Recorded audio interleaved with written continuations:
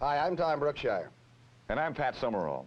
There are a lot of cliches used in the reporting of sports, and if there were a record for the cliche used most often on any given Sunday, I'd have to say it's the one that goes on any given Sunday. Any team in pro football can beat any other team in pro football. I wish I'd said that. I wish you had too. Well, I don't know who would think of using a cliche like that, but last week must have been that given Sunday they're always talking about, because exactly half of all the games played were upsets. And that means that of all the 26 teams in pro football, only the Miami Dolphins have won all 3 of their games. I'll be darned. And only New Orleans and Philadelphia have lost all 3 of theirs. We'll be showing you how all this came about, and at the end of the show, we'll once again have our selection of the best of the week. And of course, Pat, the blood-curdling forecast of who will win the big ones this week. After Joe Namath's 6-touchdown performance against the Colts, almost everybody was willing to guarantee that the Jets would beat the Oilers. In Houston, the Oilers weren't about to get a big head because after 2 losses, they were going against the hottest hand in football. And Joe Namath had the Jets on the board the first time he got the ball.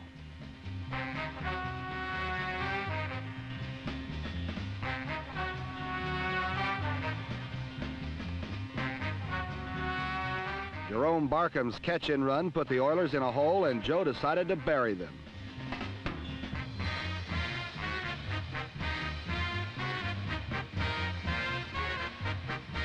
The second time the Jets got the ball, Joe hit a streaking Rich Castor who didn't quite make it in.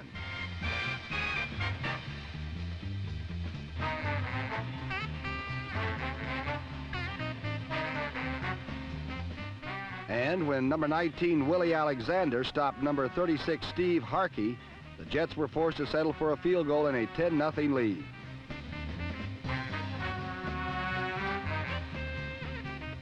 Meanwhile, Houston quarterback Dan Pastorini was just missing the corners.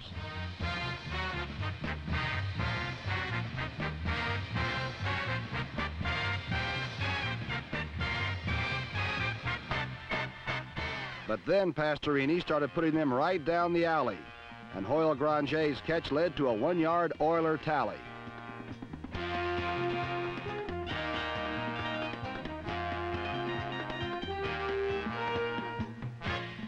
Pastorini continued hot, and his bomb to Ken Burrow rolled the Oilers to a 14-13 halftime lead.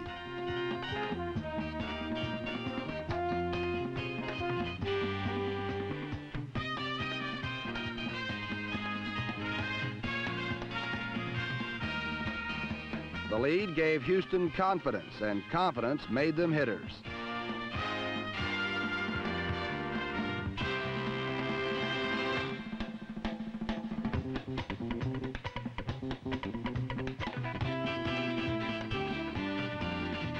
Three times they pounced on New York errors and turned them into 3 Oiler field goals.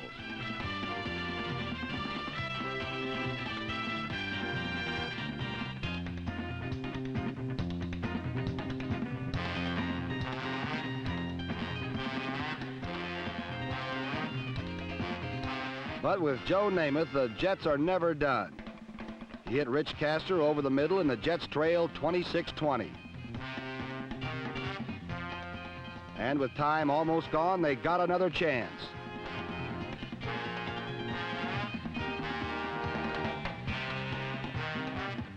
It was that old story again. Namath firing and the Jets threatening.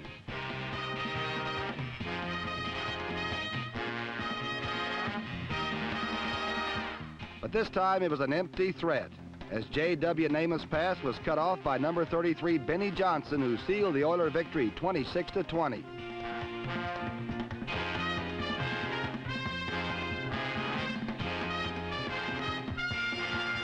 And after pulling off one of the top upsets of the week, who could blame the Oilers if they got a little bit of a swelled head?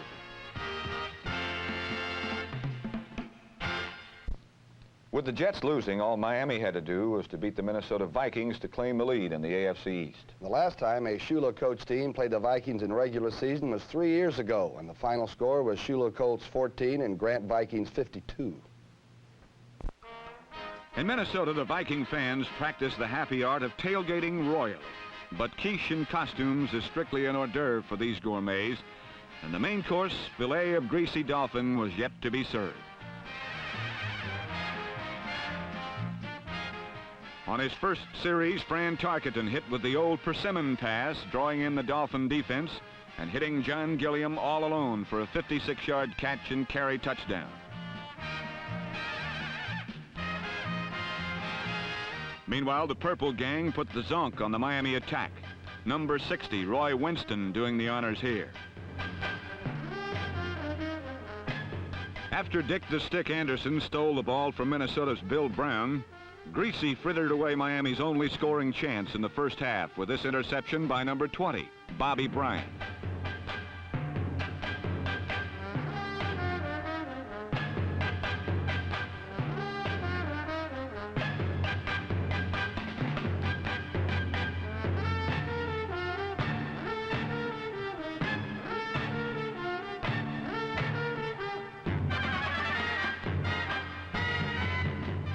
Late in the third period, number 32, Oscar Reed's 22-yard sweep sparked an 80-yard 13-play touchdown drive.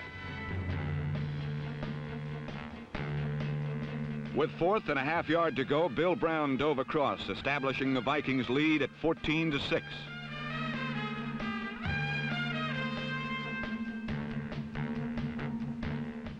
Employing a little razzle-dazzle to overcome penalties, Marlon Briscoe passed complete to Jim Mandich, setting up Garo Yepremian's third field goal, a 51-yarder.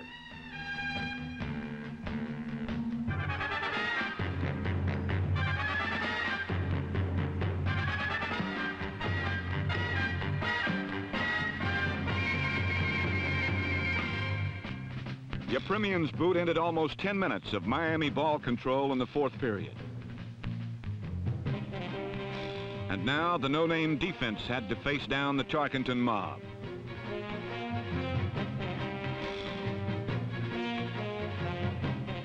With 2:11 left, Miami regained the ball, aided by a roughing penalty on Bob Lertzema. An unrushed Bob Greasy found Howard Twilley for 17 more yards in the throat of the Vikings zone.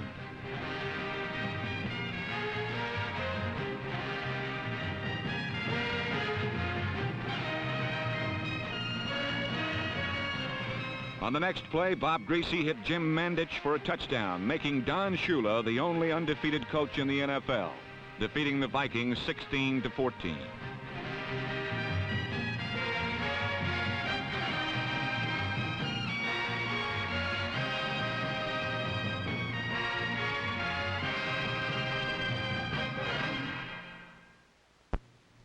Well, I'm not going to keep you up in the air about the Colts-Bills game. The Colts won at 17-0, but see if you can guess how many quarters these two teams have played without the Bills scoring a point.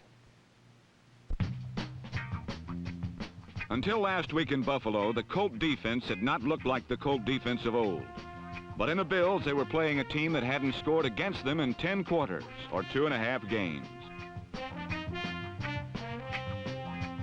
And the Baltimore defense felt that the record should be extended as they shut off O.J. Simpson.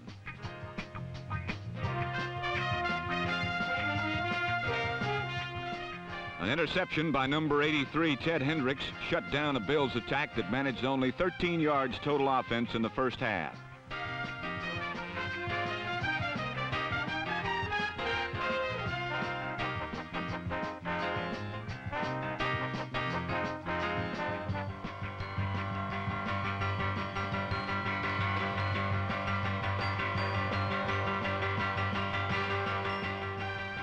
Baltimore's offense was handled in the air by the John Unitas to Tom Mitchell combo, which struck for 7.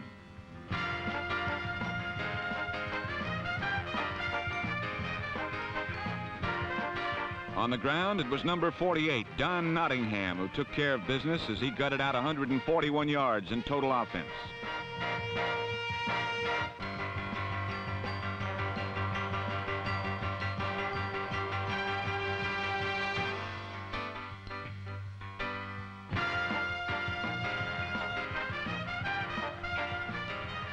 And number 17, Sam Havrelak, applied the finishing touch as the Buffalo scoreless string versus the Colts moved to 14 quarters, or 3.5 games.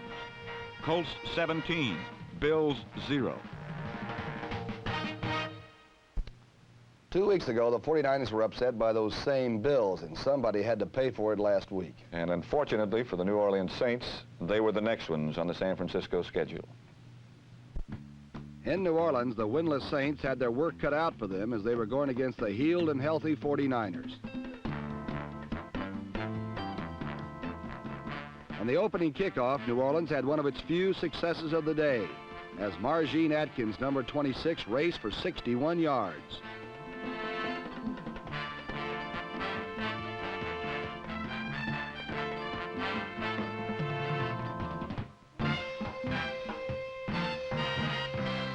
But from that point on, it was all San Francisco as they stormed in and sacked Archie Manning 5 times.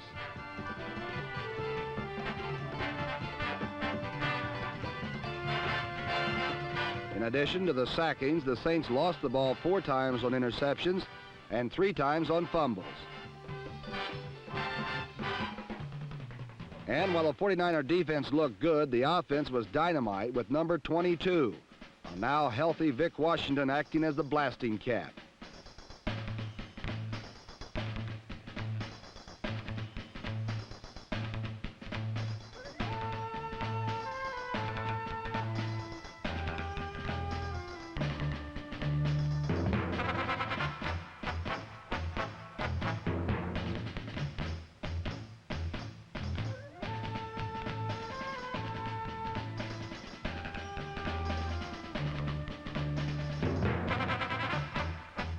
Vic's score was the first of the game, and the 49ers were off and running.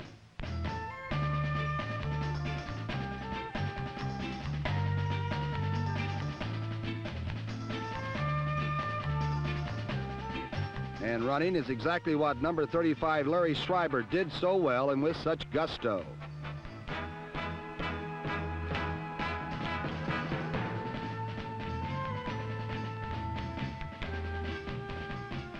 Of course, John Brody was feeling well, and of course, that meant Gene Washington was catching touchdowns.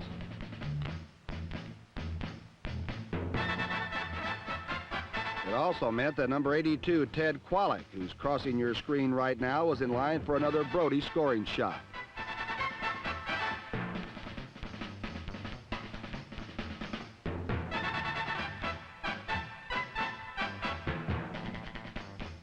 The 49er defense, in the person of little Mike Simpson, number 38, finished the afternoon scoring with an interception and a 32-yard run, which made the final score San Francisco 37, New Orleans 2.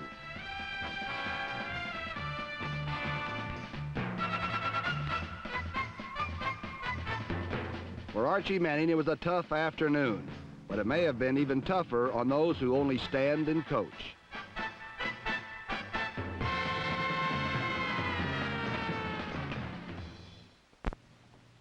In St. Louis last week, the suddenly strong Pittsburgh Steelers blended a fierce defense with the leadership of quarterback Terry Bradshaw, and the result was not pleasant for the stubborn Cardinals. Sporting a 1-1 record, the St. Louis Cardinals were primed to explode against the Steelers. Unfortunately for the Cardinals, their first bomb proved a dud when number 81 Jackie Smith was ruled guilty of offensive interference. Smith didn't like it, and Pittsburgh obviously didn't like Smith. Then the Steeler defense went to work. They blew down St. Louis sweeps and hounded their quarterbacks into making ill-advised scrambles.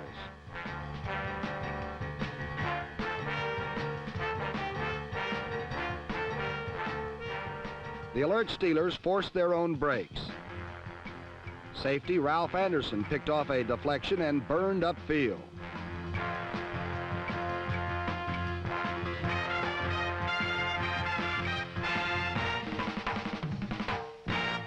Behind textbook blocking, Pittsburgh quarterback Terry Bradshaw threw a textbook pass that flanker Dave Smith couldn't read.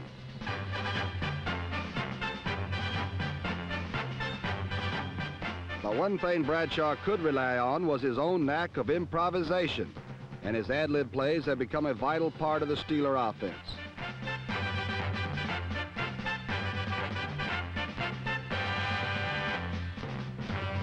Pittsburgh coupled this soaring touchdown by Bradshaw with 2 more points when they trapped St. Louis punter Donnie Anderson in the end zone.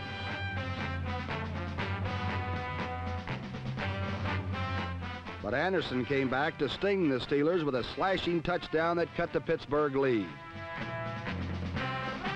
Trailing 18-12 in the final quarter, the Cardinal defense, led by Dale Hackbart, met the Steelers head-on. With just more than 3 minutes to play, number 43, Norm Thompson, blocked Bobby Walden's punt and carried the Cardinals to a 19-18 lead. Then, with just over a minute to play, Terry Bradshaw found Frank Lewis completely unguarded, and Lewis loped in with a winning score.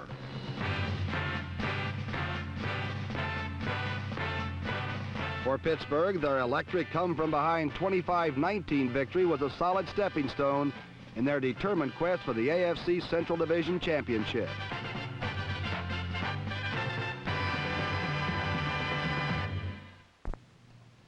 The Steelers have now won 2 out of 3 games, but they still must share the lead in the AFC Central Division. That's right, Pat, and last Sunday, the 2 others they share it with went head-to-head. Ohio fans filled Cleveland's Mammoth Municipal Stadium to witness one of football's newest but bitterest rivalries against the Bengals. For in each of the previous games between the 2 teams, the margin of victory has never been more than 4 points. Cleveland has won 3 of 4 of these barn burners, so tighten your shoulder pads and double-check your headgear. For when the Browns meet the Bengals, despite the presence of a certain Cincinnati rookie, there is no love lost between these 2 teams. Last Sunday in Cleveland was no exception as orange-helmeted bodies flew over the field.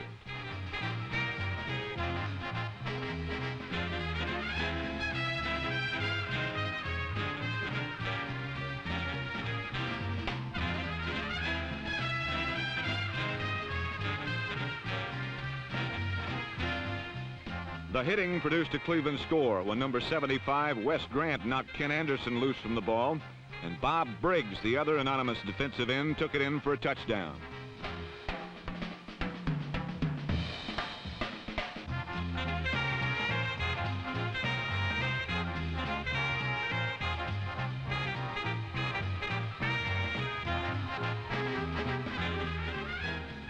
But the big story this day in Cleveland was Mike Phipps. The ex-Purdue All-American made rapid strides in preseason play, and in his 3rd year has replaced injury-prone Bill Nelson. The courageous Nelson is the Browns' acknowledged leader and spirit of the team, and thus is well suited for his new role as backup quarterback and mentor for the younger, more introspective Phipps. Cleveland coach Nick Skorich was particularly anxious to see how Phipps would perform against the improved Bengal defense, which going into today's game was ranked number 1 in the entire AFC. The results were conclusive. Phipps made his first start in Cleveland an extremely successful debut. It's been a long time since hometown fans have seen a pass spiral perfectly from the arm of a Cleveland quarterback. For not since the days of Otto Graham have the Browns had anyone with the pure passing ability of Mike Phipps. Today it was on display for 82,000 fans to appreciate.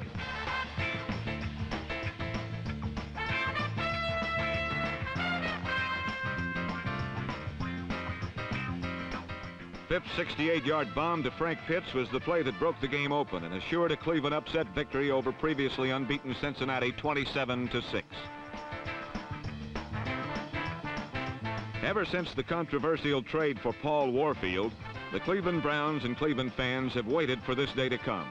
Now that it has, it appears Mike Phipps will be the Browns quarterback for a long, long time.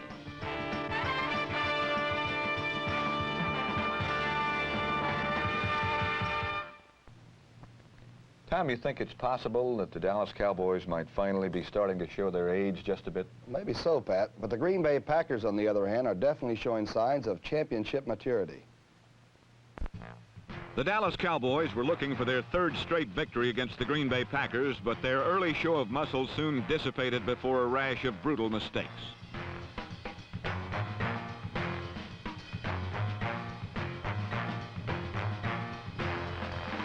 There was veteran cornerback Herb Adderley, number 26, feeling the fickle fingers of age. And there was punt returner Cliff Harris, who parlayed a fumble into a turnover.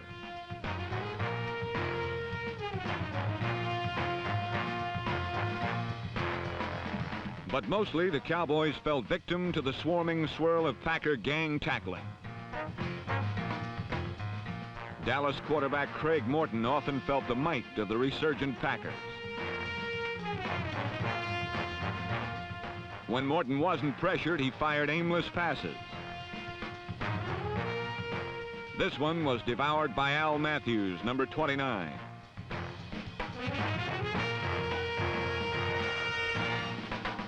On offense, Green Bay was led by their star sophomore running back John Brockington. Brockington's bullish runs netted him 81 yards rushing and a pretty touchdown that gave the Pack a 10-3 lead.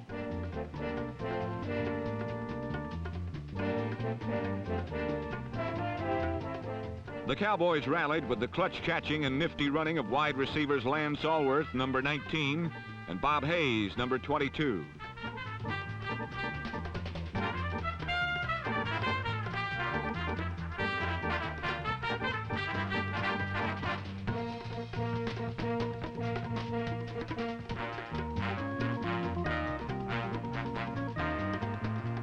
The finishing touch was applied by Walt Garrison, who powered past Packer safety Jim Hill to a touchdown.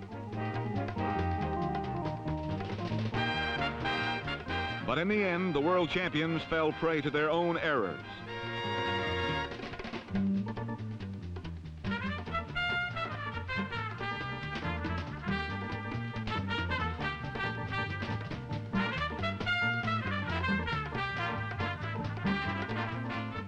This interception by rookie Willie Buchanan, number 28, sealed the Cowboys' fate as Green Bay rode on the firm foot of Chester Marcole, whose 22-yard field goal gave the Packers a 16-13 victory.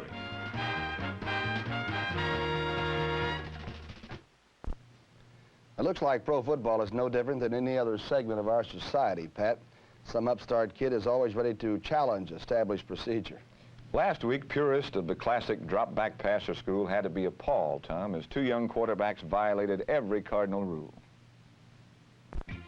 The winds that whipped through Soldier Field last week may have been the winds of change. The Bears and Lions matched unusual pro offenses based on the unique talents of their young quarterbacks. Chicago's Bobby Douglas, number 10, is crowbar tough and trying to resurrect the old belly option series while adding his own special flair.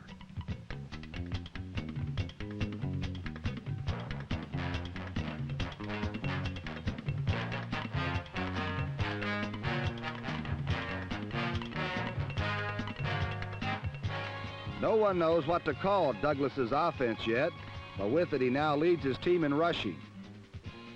The Detroit Lions also have a sturdy young leader, a physical match for the raw-boned Douglas.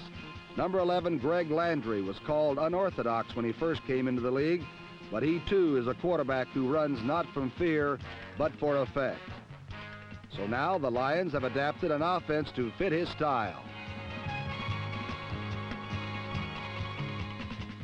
Last week, Landry led his team in rushing. Both are young and strong, but no one has ever confused Landry with Douglas when it comes to passing. Douglas has a cannon, but his passes are sometimes harder to catch than cannonballs. On the other hand, Landry has developed a fine pro touch, and he lofted a first quarter score to Craig Cotton, number 87. Then the Douglas wide Y wishbone formation showed it needed some fine tuning.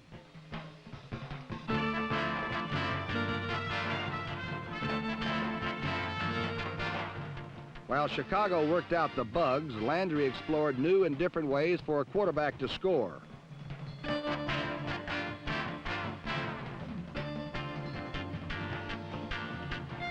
He popped clear on a sneak up the middle and then tried out his scrambling form from the pass pocket.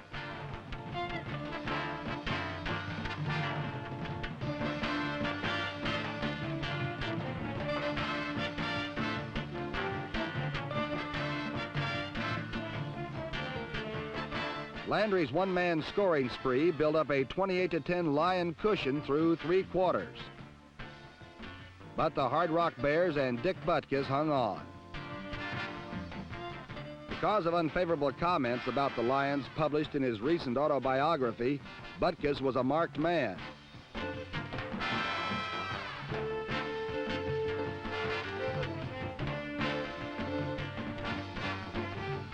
But the wild man of the middle still got in his share of licks and even added a new dimension to the Butkus persona.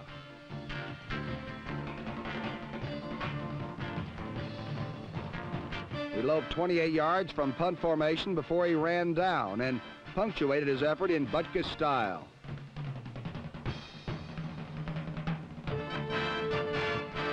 The spirit of number 51 is infectious, and it carried the Bears into a belated fourth quarter comeback.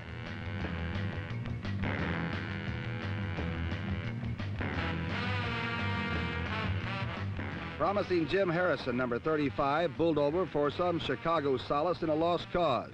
But the real story of the game was a duel between two unusual young quarterbacks and what may be the shape of future pro offenses.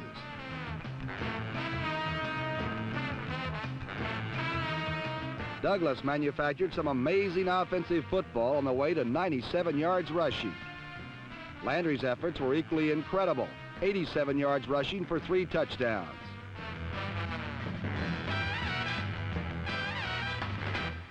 The personal duel was nearly equal, but the only statistics that really mattered were 38 points to 24, as the Lions tied with Green Bay for the lead in the NFC Central.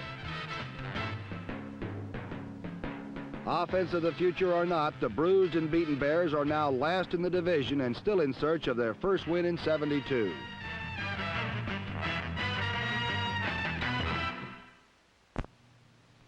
Last week we heard that in Atlanta they were giving some special kind of lessons in short-range field goal kicking. So we had our own expert place-kicking specialist pack his red blazer and get on down south to investigate. Our handsome agent in Atlanta found out that when the Rams meet the Falcons, some pretty weird things happen.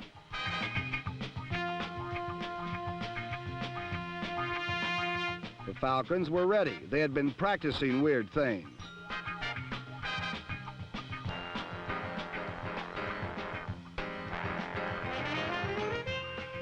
The question was, could the rugged Ram defense stop the NFC's top-ranked offense? The answer was a resounding no.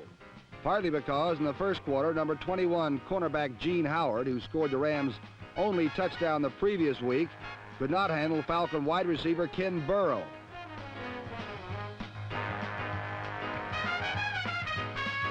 Number 82 Ken Burrow with an OW, no relation to Houston's double O Ken Burrow with an OUGH, has rapidly become one of the premier wide receivers in pro football. Burrow's touchdown was one of only 2 Falcon pass completions. Mainly, Bob Berry just handed off to his runners. Art Malone batted for 103 yards, but the laurels went to a new man. So new that his name had not yet been stitched on his jersey. Lest you forget, number 43 is Dave Hampton, a former Green Bay Packer who found a home in the Falcon record book with 161 yards rushing and 2 touchdowns. The second for 56 yards and one of the prettiest runs of the year.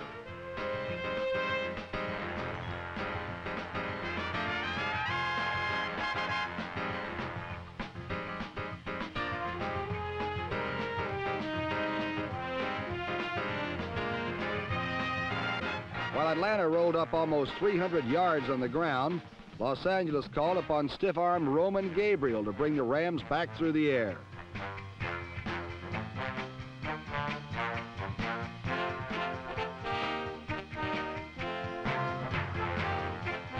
Gabriel's arm worked better than expected, but the Falcon front four repeatedly forced errors.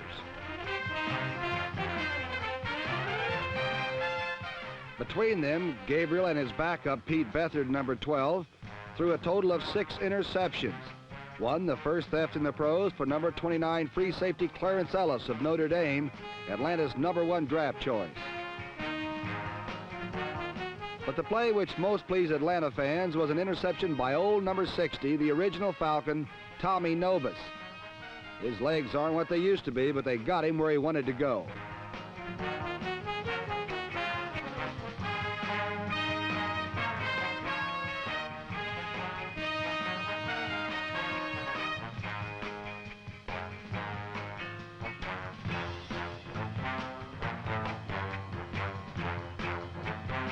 In a replay, we can see that Claude Humphrey's pressure caused Gabriel's poor pass. Gabriel's view of defeat was an unusual one. In 12 tries, he had never before seen the Falcons conquer the Rams. Tommy Novus had also seen 12 Ram-Falcon games, and to him, revenge was oh so sweet. For the Falcons and their fans, it was a day never to be forgotten, and somehow, better still, they knew this was only the beginning. Final score, Atlanta 31, Los Angeles 3.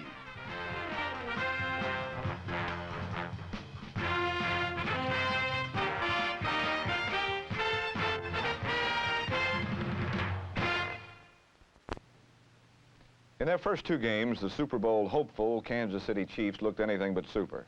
Then last week, they traveled to Denver to face a team which had beaten them only twice in 24 tries. The fans in Denver never give up. Someday we'll see the Broncos defeat the Chiefs again, maybe this week. After all, this is upset week, right? And who better to pull off a big upset than number 10 new quarterback Joe Kapp?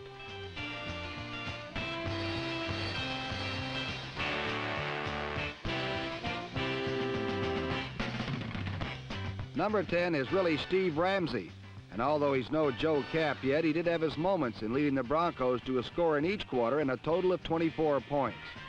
He also got some worthwhile assistance from last year's league rushing champion Floyd Little.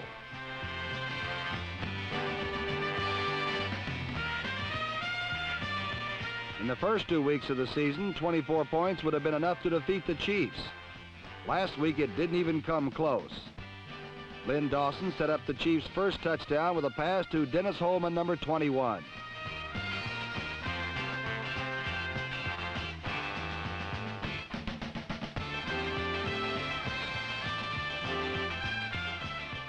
Despite good pass protection after the initial touchdown, Dawson could not cash in again and finally left the game to rest his banged-up ribs.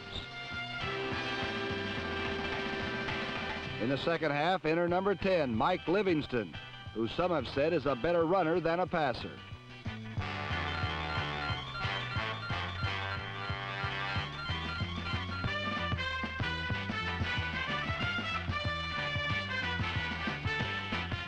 Livingston's first run was worth 51 yards. His first pass was worth 35 to tight end Willie Frazier, number 83.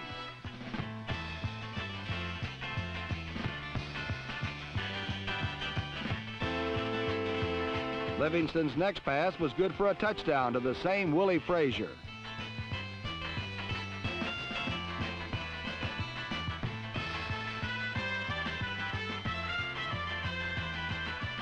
Next, Livingston drilled one to Dennis Holman for another touchdown.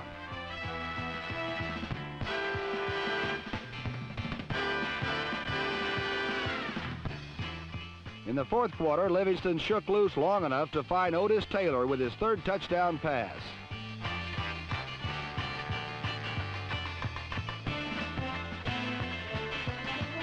Mike Livingston has now played in 10 games with the Kansas City Chiefs. The Chiefs have won all 10. The finishing touches were added by strong safety Jim Kearney, number 46.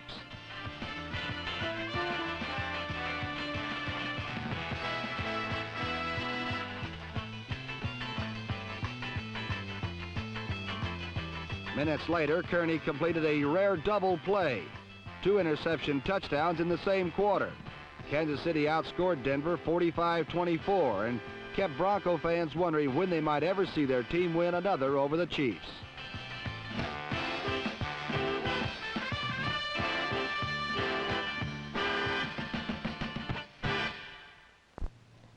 Kansas City is back on top in the AFC West, Tom, but that perch is hardly secure. Precarious at best, Pat. Last week, San Diego and Oakland squared off in a ferocious battle, which proved neither one is ready to concede yet. Raider head coach John Madden is no stranger to the heated San Diego-Oakland rivalry. His San Diego counterpart is. New Charger head coach Harlan Savari was not around when Madden was leading the Raiders to 9 wins in their last 11 games with San Diego. But last week, the opening scene seemed very familiar to longtime Charger fans. Darryl LaMonica saw number 87, Ray Chester, clear the linebacker, then like so many times in the past, he let fly.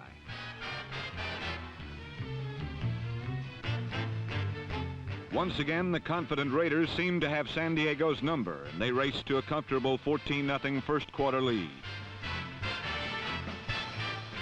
But AFC traditions mean nothing to the new Chargers. For number 37, Sid Edwards, Oakland was just another team to run over.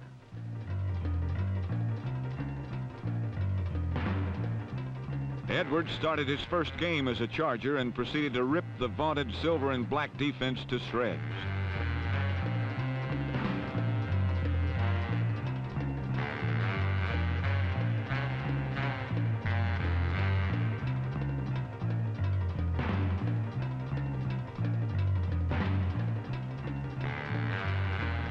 Number 21, John Hadel, used his new weapon to maximum advantage as Edwards accounted for over 2/3 of the total Charger offense.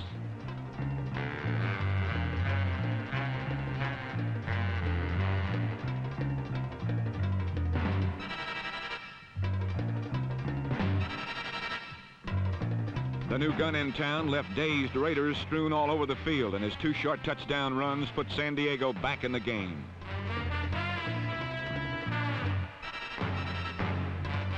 The Raiders had new respect for their old rivals, and now LaMonica's best shots were not quite good enough.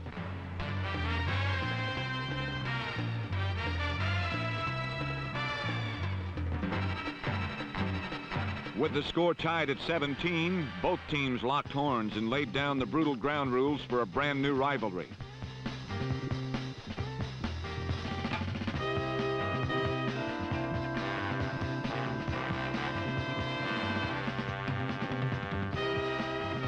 The whole bitter battle came down to a familiar scene.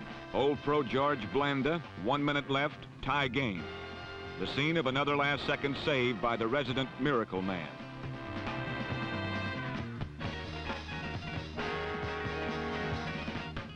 But this time, the Miracle Man proved mortal as Blanda shanked his 37-yard attempt. With the 17-17 tie, Madden has another early season headache to cope with, and the new Chargers wonder if it's this tough every time. Well, I finally figured out why the Patriots moved to Foxborough. They've upset so many people, they must have been banned in Boston. A shocking behavior. With a wave of his magic right wand, Jim Plunkett transforms the Patriots from good sports to spoilers. Right up to the last minute, George Allen cautioned his Redskins not to let their perfect record go to spoil. At the start of the second period, it began to look as if Billy Kilmer would run the Patriots right out of Schaefer Stadium. First, he hit Charlie Taylor for a 30-yard touchdown. And then after New England fumbled, he hit Taylor again for a 14-0 lead.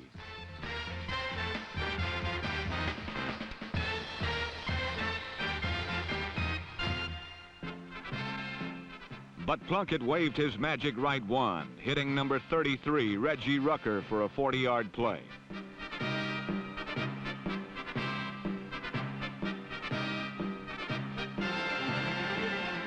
Josh Ashton bolted over on the 12th play of the 83-yard drive, and the Patriots were still in the ballpark. Beginning the third quarter, number 31, Ashton, swept for 27 of the 108 yards he would gain in 23 carries.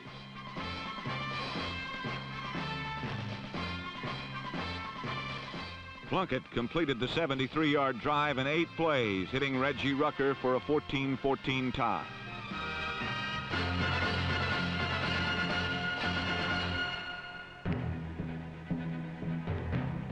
But Larry Brown, number 43, began carving up the New England defense, gaining 36 yards on this play in the fourth period. For the afternoon, the NFC's leading rusher gained 113 yards in 20 tries.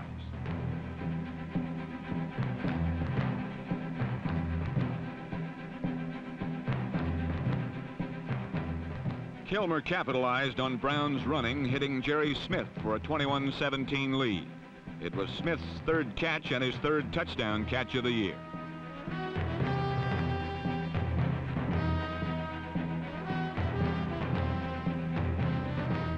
On the next series, Plunkett achieved 80 yards in 8 plays, finding Josh Ashton at the goal line to regain the lead 24-21.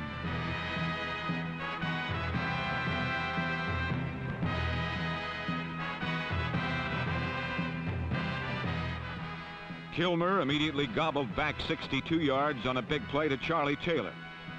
But Kilmer could not get 6, and Kurt Knight kicked a 33-yard field goal. A roughing the holder penalty gave Washington a first down as George Allen refused the tying points.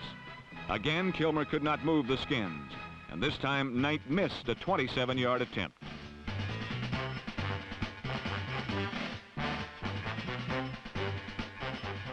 When New England ran out of downs, Bill Malinchak blocked Pat Studstill's punt. But number 24, Malinchak, could not control the ball in bounds, and Washington had to settle for a safety.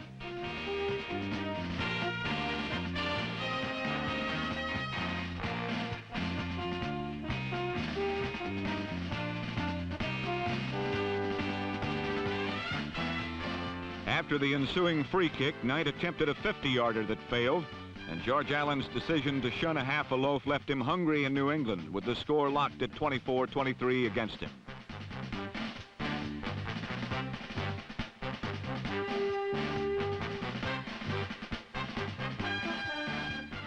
Former Redskin Ricky Harris could hardly contain himself. For the second week in a row, a misfooted field goal attempt in the final seconds opened the way for the Patriots' second shocking upset of the young season. Number 70, Dennis Wergowski, played well himself, but thank heaven anyway.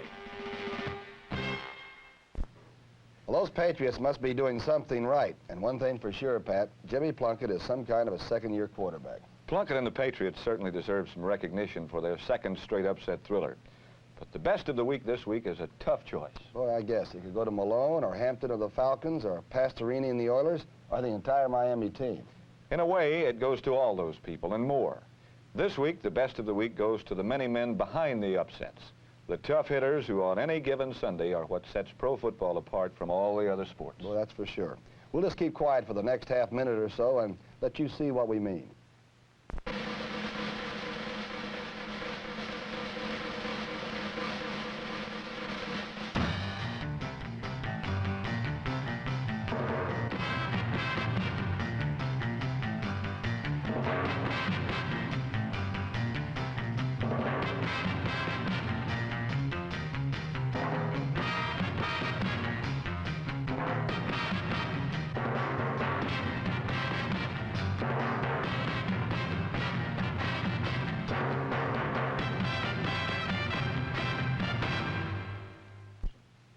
Boy, I ache all over watching that. I no longer wonder why my playing days are over, Tom.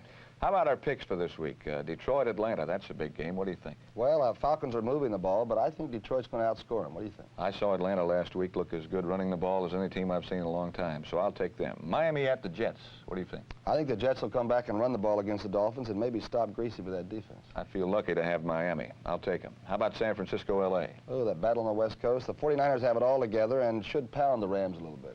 I like the 49ers, too, so I'll take them. Okay. At any rate, we'll be back next week to show you what happens. I'm Pat Summerall. I'm Tom Brookshire, and we'll see you next week.